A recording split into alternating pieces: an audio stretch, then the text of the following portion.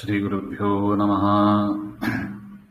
ನರಸಿಂಹೋऽಖಿಲಾಜ್ಞಾನನತಧ್ವಾन्तದಿವಾಕರः ಜಯತ್ಯಮಿತಸಜ್ಞಾನಸುಖಶಕ್ತಿಪಯೋನಿಧಿः ವ್ಯಾಸಾಯ ಭವನಾಶಾಯ ಶ್ರೀಶಾಯ ಗುಣರಾಶये ಹೃದ್ಯಾಯ ಶುದ್ಧವಿದ್ಯಾಯ ಮಧ್ವಾಯ ಚ ನಮೋ ನಮಃ. ಪ್ರಥಮೋ ಹನುಮಾನ್ ನಾಮ ದ್ವಿತೀಯೋ ಭೀಮೈರ್ಯಸ್ತೃತೀಯಸ್ತು ಭಗವತ್ಕಾರ್ಯ ಸಾಧಕಃ. ಆಪಾದಮೌಲಿಪರ್ಯಂతం ಗುರುಣಾಂ ಆಕೃತಿಂ ಸ್ಮರೇತ್ ತೇನ ವಿಘ್ನಾಃ ಪ್ರಣಶ್ಯಂತಿ ಸಿದ್ಧ್ಯಂತಿ ಚ ಮನೋರಥಾಃ. ಶ್ರೀಗುರುಭ್ಯೋ ನಮಃ. ಹರಿಕಥಾಮೃತಸಾರ ಗುರುಗಳ ಕರುಣದಿಂದ ಪಣಿತು ಪೇಳುವೆ ಪರಮ ಭಗವದ್ಭಕ್ತರಿದನಾಧರದಿ ಕೇಳುವುದು. ಅಂಬುಜೋದ್ಭವ ಮುಖ್ಯ ಸುರ ಕರಿಶಂಭರಾದಿ ಸಮಸ್ತ ದೈತ್ಯ ಕದಂಬಕನುದಿನ ಪುಣ್ಯ ಪಾಪ ವಿಭಾಗವನೆ ಮಾಡಿ ಅಂಬುದಿಯ ಜಲವನು ಮಹದ್ದಡದಿಂಬಣಿದು ತುಂಬುವ ತೆರದಿ ಪ್ರತಿಬಿಂಬರುಳು ತಾನಿದ್ಯು ಯೋಗ್ಯತೆಯಂತೆ ಫಲವೀವಾ. ಸ್ವಗತ ಸ್ವಾತಂತ್ರ್ಯ ಸಂಧಿ 17ನೇ ಸಂಧಿಯಲ್ಲಿ 13ನೇ ಶ್ಲೋಕ. ಅಂಬುಜೋದ್ಭವ ಮುಖ್ಯ ಸುರ. ಅಂಬುಜೋದ್ಭವ ಅಂದ್ರೆ ಕಮಲದಲ್ಲಿ ಹುಟ್ಟಿದವರು, ಅಂದರೆ ಬ್ರಹ್ಮದೇವರು. ಬ್ರಹ್ಮದೇವರೇ ಮೊದಲಾದ ದೇವತೆಗಳು ಅಲ್ಲಿಂದ ಕಲಿ ಮತ್ತು ಕಲಿಶಂಬರಾದಿ ಸಮಸ್ತ ದೈತ್ಯ ಕದಂಬಕ್ಕೆ, ಇಡೀ ದೈತ್ಯರ ಕಲಿ ಶಂಬರ ಮುಂತಾದ ಅನೇಕ ದೈತ್ಯರು, ಆ ಸಮೂಹಕ್ಕೂ, ದೇವತೆಗಳ ಸಮೂಹ, ದೈತ್ಯರ ಸಮೂಹ, ಇವುಗಳಿಗೆ ಅನುದಿನ ಪ್ರತಿ ದಿವಸವೂ ಕೂಡ ಪುಣ್ಯಪಾಪ ವಿಭಾಗವನೆ ಮಾಡಿ, ಪುಣ್ಯಪಾಪ ವಿಭಾಗವನೆ, ಪುಣ್ಯಗಳನ್ನ ಅಂದ್ರೆ ದೇವತೆಗಳಿಗೆ ಪುಣ್ಯ, ದೈತ್ಯರಿಗೆ ಪಾಪ, ಇವುಗಳನ್ನ ವಿಭಾಗ ಮಾಡಿಕೊಟ್ಟು ಅಂಬುದಿಯ ಜಲವನು ಮಹಾಘಟ ಬಿಂಬರಿದು ತುಂಬುವ ತೆರದಿ.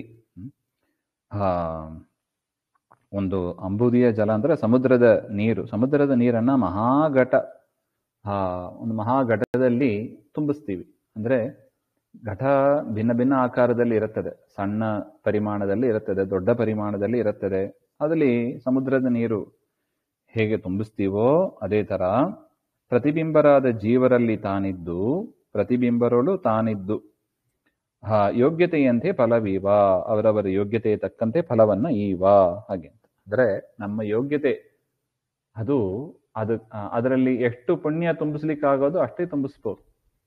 ಕೆಲವರದು ಉದ್ದರಣಿ ಅಷ್ಟೇ ಸಣ್ಣದು ಇರುತ್ತದೆ, ಕೆಲವರದು ಸ್ವಲ್ಪ ದೊಡ್ಡದಾಗಿ ಒಂದು ಲೋಟದಷ್ಟು ಇರುತ್ತದೆ, ಇನ್ನು ಕೆಲವರದು ಒಂದು ಚೊಂಬಿನಂತೆ ಸ್ವಲ್ಪ ದೊಡ್ಡದಿರುತ್ತದೆ, ಇನ್ನು ಕೆಲವರಿಗೆ ದೊಡ್ಡದು ಬಾವಿ. ಈ ರೀತಿಯಾಗಿ ಬ್ರಹ್ಮದೇವರೆಲ್ಲ ನೋಡಿದರೆ ಮಹಾಯೋಗ್ಯರು ಅವರೆಲ್ಲ. ಆ ರೀತಿಯಾಗಿ ಪ್ರತಿಯೊಬ್ಬ ಜೀವರಿಗೂ ಅವರವರ ಯೋಗ್ಯತೆ ಭಿನ್ನ ಭಿನ್ನವಾಗಿ ಇರುತ್ತದೆ. ಆ ಯೋಗ್ಯತೆಯನ್ನು ಅನುಸರಿಸಿ ಅದೇ ತರ ದೈತ್ಯರದು ಅಷ್ಟೇ, ಎಲ್ಲರಿಗೂ ಒಂದೇ ರೀತಿಯಾಗಿ ಪಾಪ ಇಲ್ಲ.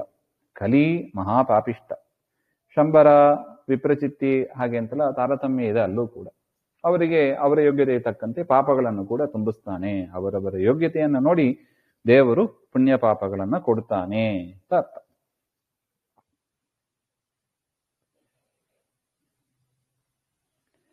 ಇನಿತು ವಿಷ್ಣು ರಹಸ್ಯದೊಳು ಭೃಗು ಮುನಿಪ ಇಂದ್ರದ್ಯುಮ್ನಗರುಪಿದು ತನು ಬುಧರು ಕೇಳುವುದು ನಿತ್ಯದಿ ಮತ್ಸರವ ಬಿಟ್ಟು ಅನುಚಿತೋಕ್ತಿಗಳಿದ್ದರೆಯು ಸರಿ ಗಣನೆ ಮಾಡದಿರೆಂದು ವಿದ್ವಜ್ಜನಕ್ಕೆ ವಿಜ್ಞಾಪನೆಯ ಮಾಡುವ ವಿನಯಪೂರ್ವಕದಿ.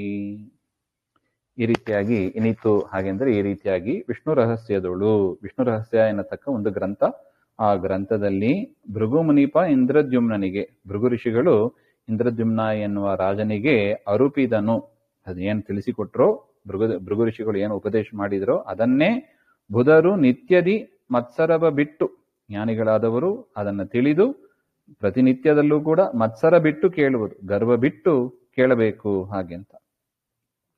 ಅನುಚಿತೋಕ್ತಿಗಳು ಇತ್ತೆರೆಯೂ ಸರಿ, ಇಲ್ಲಿ ಯಾವ್ದಾದ್ರು ತಪ್ಪು ಇದ್ದರೆ ಅದನ್ನು ಕೂಡ ಗಣನೆ ಮಾಡದಿರಿ, ಅದನ್ನ ಲೆಕ್ಕದಲ್ಲಿ ತೆಗೆದುಕೊಳ್ಳದಿರಿ ಹಾಗೆ ಅಂತ. ಯಾಕೆ? ವಾಸ್ತವಿಕವಾಗಿ ಅಲ್ಲಿ ತಪ್ಪಿಲ್ಲ, ಎಲ್ಲವೂ ಯಥಾರ್ಥ ಜ್ಞಾನವೇ ಆಗಿರ್ತದೆ. ಆದರೆ ನಮ್ಮ ದೃಷ್ಟಿಯಿಂದ ಅದು ಏನಾದ್ರು ತಪ್ಪು ಅಂತ ಅನಿಸಿರಬಹುದು. ನಮಗೆ ಅಷ್ಟು ಸರಿಯಾಗಿ ಪರಮ ಮುಖ್ಯ ವೃತ್ತಿಯಿಂದ ವ್ಯಾಖ್ಯಾನ ಮಾಡುವ ಒಂದು ಸಾಮರ್ಥ್ಯ ನಮಗೆ ಇರೋದಿಲ್ಲ ಅಂತ ಅಷ್ಟೇ ಅಭಿಪ್ರಾಯ. ಈ ರೀತಿಯಾಗಿ ವಿದ್ವಜ್ಜನರಿಗೆ ವಿಜ್ಞಾಪನೆಯ ಮಾಡುವ ವಿನಯಪೂರ್ವಕದಿ, ವಿದ್ವಜ್ಜನರಿಗೆ ಜ್ಞಾನಿಗಳಿಗೆ ಪ್ರಾರ್ಥನೆ ಮಾಡಿಕೊಂಡು ತಾನು ಪ್ರಾರ್ಥನೆ ಮಾಡ್ತೇನೆ ಹಾಗೆ ಅಂತ ಹೇಳ್ತಾರೆ. ಅದರಿಂದ ಹಿಂದೆ ಹೇಳಿದ ವಿಚಾರ ಎಲ್ಲ ಭೃಗು ಋಷಿಗಳು ವಿಷ್ಣು ರಹಸ್ಯದಲ್ಲಿ ಹೇಳಿದ್ದು.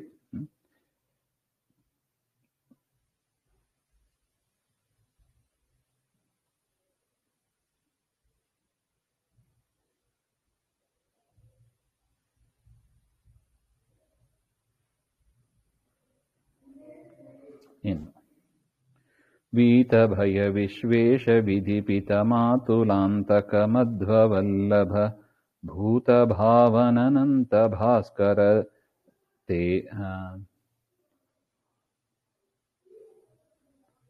ತೇಜ ಮಹಾರಾಜ ಗೌತಮರ ಮಡದಿಯನು ಕಾಯ್ದ ಅನಾಥ ರಕ್ಷಕ ಗುರುತಮ ಜಗನ್ನಾಥ ವಿಠ್ಠಲ ತನ್ನ ನಂಬಿದ ಭಕುತರನು ಪೊರೆವ. ವೀತ ಭಯ, ಭಯ ಇಲ್ಲದವ ಅಂತ ಅರ್ಥ.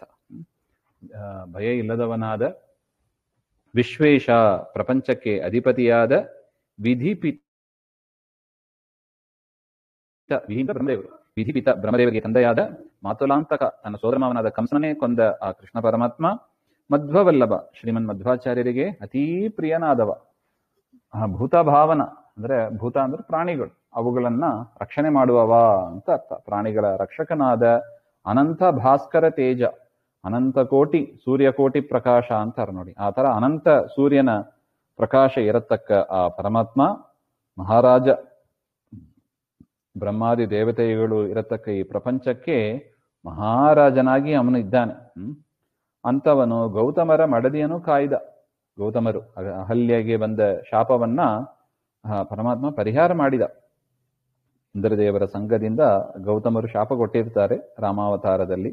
ತನ್ನ ಪಾದ ಸ್ಪರ್ಶದಿಂದ ಕರುಣಾ ದೃಷ್ಟಿಯಿಂದ ಅನುಗ್ರಹ ಮಾಡಿ ರಕ್ಷಣೆ ಮಾಡಿದವ ಅಂತ ಅರ್ಥ. ಅಂತಹ ಪರಮಾತ್ಮ ಅನಾಥ ರಕ್ಷಕ, ಎಲ್ಲರನ್ನೂ ಕಾಪಾಡುವವನು ಅಂತ. ಅಂತಹ ಗುರುತಮ, ಮುಖ್ಯವಾದ ವಾಯುದೇವರಿಗೂ ಗುರುಗಳಾದವ. ಎಲ್ಲರಿಗೂ ಗುರುಗಳು ಅಂದ್ರೆ ವಾಯುದೇವರು, ಜಗದ್ಗುರುಗಳು ಅಂತ ಪ್ರಸಿದ್ಧ. ಅಂತಹ ಜಗದ್ಗುರುಗಳಿಗೂ ಗುರುವಾದವ ವೇದವ್ಯಾಸ ರೂಪದಿಂದ. ಅಂತಹ ಪರಮಾತ್ಮ ಜಗನ್ನಾಥ ವಿಠ್ಠಲ, ಜಗನ್ನಾಥ ಜಗತ್ತಿಗೆ ನಾಥನಾದ ವಿಠ್ಠಲ, ಎಲ್ಲವನ್ನು ಪ್ರಳಯ ಕಾಲದಲ್ಲಿ ನುಂಗುವವನಾದ, ತನ್ನ ನಂಬಿದ ಭಕ್ತರನ್ನು ಪೊರೆವಾ, ತನ್ನ ನಂಬಿದ ಭಕ್ತರನ್ನ ರಕ್ಷಣೆ ಮಾಡುತ್ತಾನೆ ಅಂತ ಅರ್ಥ.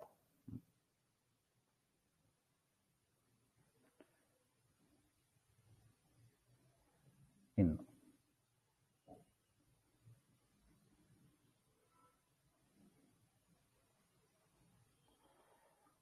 ಸರ್ವ ಸ್ವಾತಂತ್ರ್ಯ ಸಂಧಿ, ಅದೇ ದತ್ತ ಸ್ವಾತಂತ್ರ್ಯ ಸಂಧಿ. ಅದು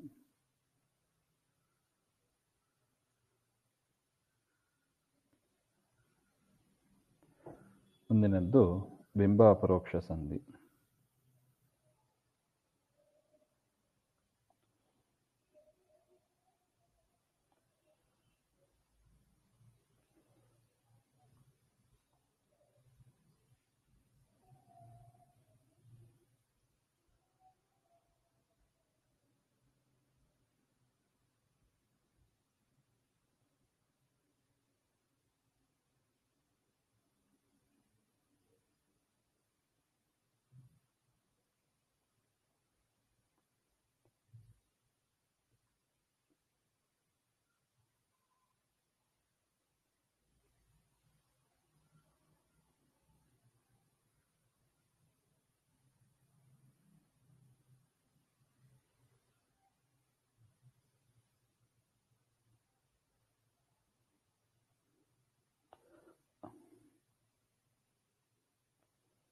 ಸರ್ವ ಸ್ವಾತಂತ್ರ್ಯ ಸಂಧಿ ಆಗಿದಲ್ಲವ? ಅದು ಆಗಬೇಕಾದು ಆಗಿದೆ ಆಚಾರ್ಯ, ಆಗಿದೆ ಅಲ್ವಾ?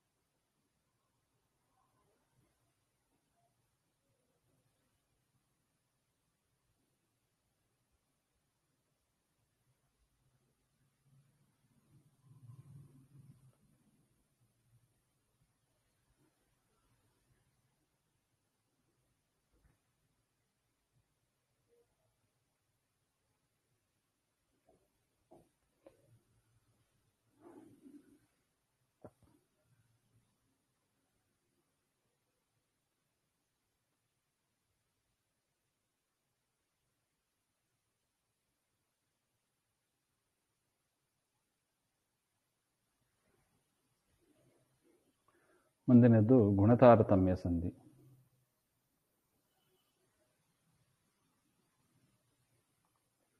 ಇಪ್ಪತ್ತನೆಯದು ಇದು ಗುಣತಾರತಮ್ಯ ಸಂಧಿ. ಹರಿಕಥಾಮೃತ ಸಾರ ಗುರುಗಳ ಕರುಣದಿಂದ ಪಣಿತು ಪೇಳುವೆ ಪರಮ ಭಗವದ್ಭಕ್ತರಿದನಾದರದಿ ಕೇಳುವುದು.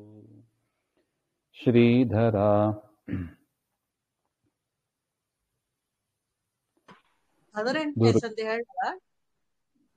ಅದಾಗಿದೆ ಅಲ್ವಾ ಅದು? ಕ್ರೀಟ ವಿಲಾಸ ಈಗ ಇದು 17 ತನ ಮುಗಿಸಿರಿ.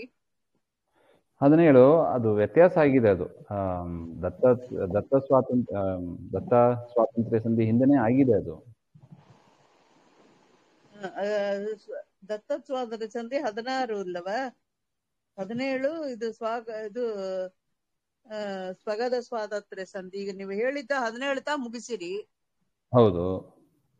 18 ಕ್ರೀಟ ವಿಲಾಸ ಸಂಧಿ ಇಲ್ಲವಾ? ಇಲ್ಲಿ ಬೇರೆನೋ ಇದೆ, ಅದಕ್ಕೆ ಇದು ಸ್ವಲ್ಪ ಕನ್ಫ್ಯೂಷನ್ ಇದೆ. ಅದು ತಮಿಳ್ ಬುಕ್ಕಲ್ಲಿ ನಾನು ನೋಡಿ ಹೇಳ್ತಾ ಇದ್ದೇನೆ ನಾನು. ಹೌದು, ಕ್ರೀಟಾ ವಿಲಾಸ ಹಾಕಿದೆ. 18 ಕ್ರೀಟ ವಿಲಾಸ ಸಂಧಿ. ಹೌದು ಹೌದು.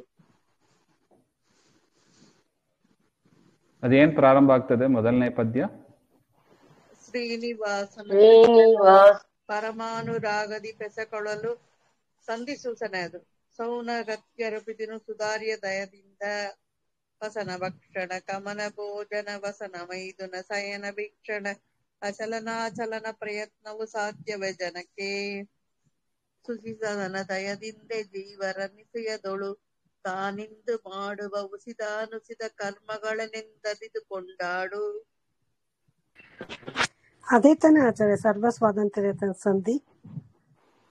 ಸರ್ವ ಸ್ವಾತಂತ್ರ್ಯ ಎರಡು ಸೇಮ್ ನೇಮ್ ಕೊಟ್ಟಿದ್ದಾರೆ. ಸರ್ವ ಸ್ವಾತಂತ್ರ್ಯ ಪರಮ ವಿಷ್ಣು ಅಂತ ಆರಂಭಿಸುತ್ತೆ. ವಿಲಾಸ ಸಂಧಿಗೆ ಸರ್ವ ಸ್ವಾತಂತ್ರ್ಯ ಸಂಧಿ ಅಂತ ಹಾಕಿದ್ದಾರೆ. ಎರಡು ಹೆಸರು ಇದೆ. ತಮಿಳ್ ಬುಕ್ಲೆ ಹಂಗ ಕೊಟ್ಟಿದ್ದಾರೆ ಆಚಾರ್ಯ. ತಮಿಳ್ ಬುಕ್ಲೆ ಹಂಗ ಕೊಟ್ಟಿದ್ದಾರೆ. ಈಗ ಅದಾಗಿದಲ್ವಾ ಅದು? ಅದಾಗಲ್ಲ. ನೀವು ಹೇಳಿದ್ದು ಈಗ 17 ಮುಗಿಸಿದ್ರಿ ಸ್ವಗತ ಸ್ವಾತಂತ್ರ್ಯ ಸಂಧಿ. அடுத்தது ಸರ್ವ ಸ್ವಾತಂತ್ರ್ಯ ಸಂಧಿ ಅಂತ ಮರಿ ಬರ್ತದೆ. ಇದು ಏನು ಮಾರ್ಕ್ ಮಾಡಿಲ್ಲ ಆಚಾರ್ಯ ನಾನು. ಮೂಲ ನಾರಾಯಣನು ಅದಿಲ್ವಾ? ಅದು ಬೇರೆನಾ? ಅದು ಇಲ್ಲ ಆಚಾರ್ಯ, ಇದು ಶ್ರೀನಿವಾಸನ ಸರಿತೆ ವಚನ ಪಕ್ಷಣ ಕ್ರಮಣ ಕರ್ಮ ವಿಮೋಚನ ಸಂಧಿ 19 ಅದು ಶೋಸ್ತ್ರ ಪ್ರಕರಣ ಸಂಧಿ.